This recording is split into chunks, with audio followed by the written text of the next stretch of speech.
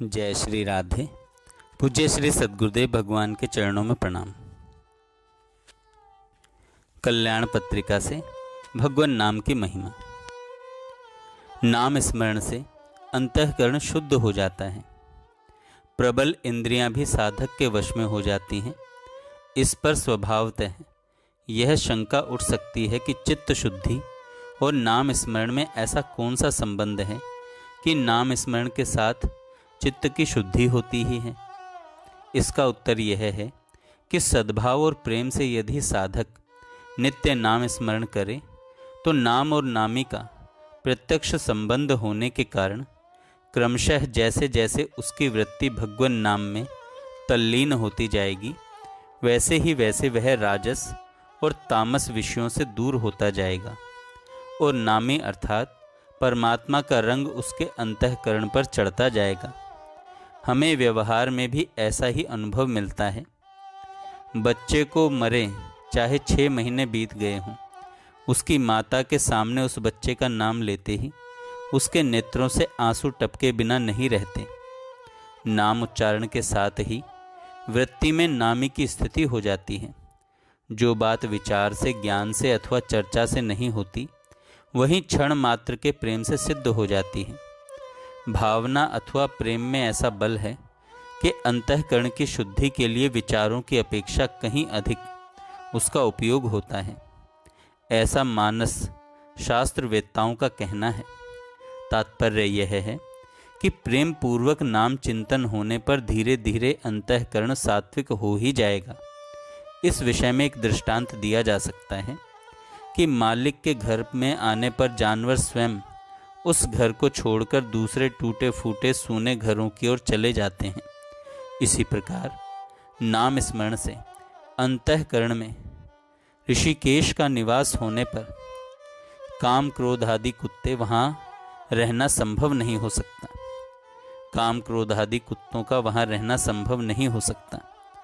अपरिपक्व बुद्धि वाले नास्तिक की बातों पर विश्वास करने की अपेक्षा हम उन महात्माओं के वचनों पर विश्वास क्यों न करें, जिन्होंने अपना सारा जीवन साधना में बिताया तथा जिनके मिथ्यावादी होने की तनिक भी शंका नहीं की जा सकती। भगवत साक्षात्कार का अनुभव जैसा उन्हें मिला वैसा हमें भी मिल सकता है, यदि हम उनके कथन अनुसार सद्भाव तथा प्रेम के साथ नित्य नियम पूर्वक भगवान का नाम लिया करें। श्री एकनाथ जी महाराज ने कहा है, जिसे परमार्थ की अभिलाषा हो वह सब झमेलों को छोड़े और नित्य नियम तथा आदर पूर्वक भगवत भजन प्रारंभ कर दें। खंडन मंडन छोड़कर वासुदेव के नाम की ही रट लगाया करें। आदर पूर्वक नाम स्मरण करने से अनायास ही मुक्ति की प्राप्ति होगी। इस प्रकार प्रेम से, भाव शुद्ध अंतःकरण से नियम पूर्वक नाम स्मरण करने पर साधक की वृत्ति बदलने लगती है। उसे जागृत दशा में अखंड भगवान नाम तथा गुण के कीर्तन करने की लालसा लगी रहती है। इसी स्थिति की दृढ़ता हो जाने पर उसका भगवद विषयक प्रेम दृढ़ होता जाता है और स्वप्न में भी उसकी वैसी स्थिति हो जाती है तथा दिन दिन उसका भगवान में प्रेम बढ़ता जाता है। अंत में उस भक्त की देह स्फूर्ति प्रेम की बाढ़ में विलीन हो जाती है। उसके शरीर में 8 सात्विक भाव प्रकट हो जाते हैं तथा वह विदेह अवस्था को प्राप्त हो जाता है। इसी को प्रेम समाधि अथवा प्रेमोन्माद अवस्था कहते हैं। भक्ति शास्त्र का इसके परे कुछ साध्य नहीं है, परंतु विशेष आश्चर्य की बात यह है कि इस अवस्था का निर्वचन पंडित लोग अपने ज्ञान बल से कर ही नहीं सकते।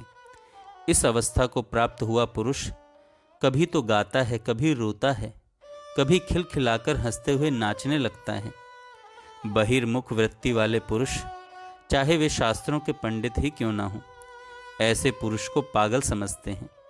परंतु भक्ति शास्त्रज्ञ महात्मा कहते हैं कि उनके गाने, रोने और नाचने में जगत का उद्धार होता है।